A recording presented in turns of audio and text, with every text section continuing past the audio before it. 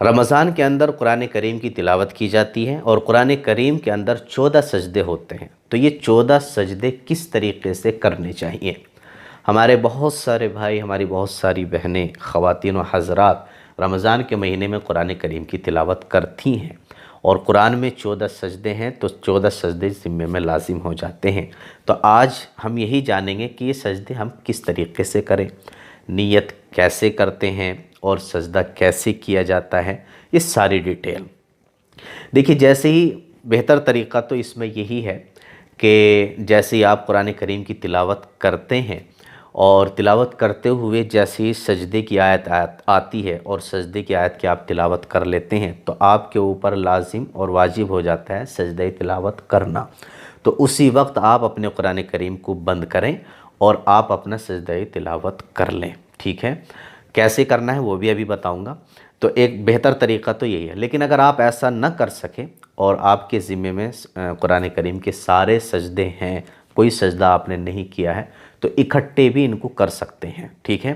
اب رہی یہ بات کہ کس طریقے سے ان کو کرنا چاہیے، تو ان کا طریقہ یہی ہے کہ آپ دل میں سجدہ تلاوت کی نیت کریں کہ میں سجدہ تلاوت کرتا ہوں اللہ کے واسطے، ٹھیک ہے؟ اور اس کے بعد جیسے کھڑے ہیں، کھڑے ہو کر کے اللہ اکبر کہتے ہوئے سجدے میں چلے جائیں۔ اب یہاں پر کھڑے ہو کر جو ہے آپ کو نیت باندھنے کی کوئی ضرورت نہیں ہے، جیسے باندھتے ہیں نا نماز میں اللہ اکبر کہہ کر کے ہاتھ اٹھا کر کے نیت باندھتے ہیں، تو اس میں یہ نیت وغیرہ نہیں باندھنی ہے اور نہ ہی ہاتھ اٹھانے، سیدھے کھڑے ہو کر کے اللہ اکبر کہتے ہوئے دل میں سجدے کی نیت رکھتے ہوئے، سجدے تلاوت کی نیت کرتے ہوئے اللہ اکبر کہتے ہوئے آپ سجدے میں چلے جائیں۔ سجدے میں جانے کے بعد سجدے کی تسبیح پڑھیں 3 مرتبہ، 5 مرتبہ، 7 مرتبہ، جو بھی آپ مناسب لگے آپ کو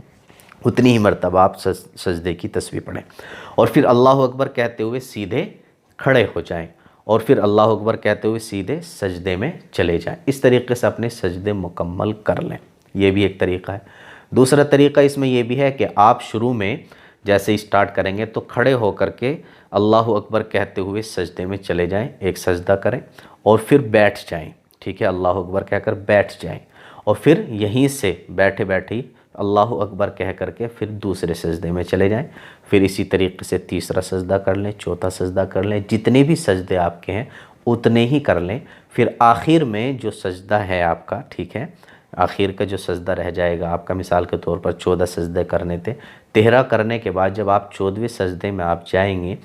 تو 14ویں سجدے میں جانے کے بعد میں پھر اللہ اکبر کہتے ہوئے سیدھے کھڑے ہو جائیں، ٹھیک ہے؟ آپ کے 14 سجدے مکمل ہو جائیں گے، اور اگر آپ نے 2 قرآن کریم پڑھے ہیں تو 14 کے ڈبل ہو جاتے ہیں، تو آپ اسی طریقے سے سارے سجدے ادا کریں۔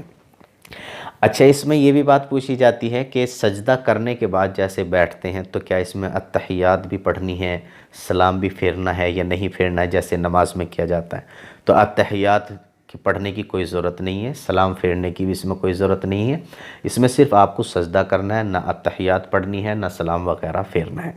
اللہ اکبر کہتے ہوئے بغیر ہاتھ اٹھائے اللہ اکبر کہتے ہوئے آپ سجدے میں چلے جائیں، سجدہ کریں اور پھر اللہ اکبر کہہ کر کے اٹھ جائیں یا بیٹھ جائیں، ٹھیک ہے؟ دونوں صورتیں جائز ہیں، اس طریقے سے آپ سجدہ کریں۔ تو سارے کے سارے سجدے جتنے بھی آپ کے ذمہ لازم ہوئے ہیں وہ اسی طریقے سے آپ کو کرنے ہیں، بس دل کے اندر آپ کو نیت رکھنی ہے کہ میں قرآن کریم کے جو سجدے مجھ پر واجب ہوئے ہیں سجدہ تلاوت وہ میں کر رہا ہوں اللہ کے واسطے، بس۔ باقی باوضو ہونا ضروری ہے، جو نماز کی شرطیں وہ شرطیں ہونی ضروری ہیں کہ باوضو ہوں آپ، پاک صاف ہوں، کپڑے ناپاک نہ ہوں، قبلہ رخ ہو، ٹھیک ہے؟ قبلہ رخ ہو کر کے آپ یہ سجدے کر رہے ہوں، تو جو نماز کی شرطیں ہوتی ہیں وہ شرطیں اس میں بھی لاگو ہوتی ہیں۔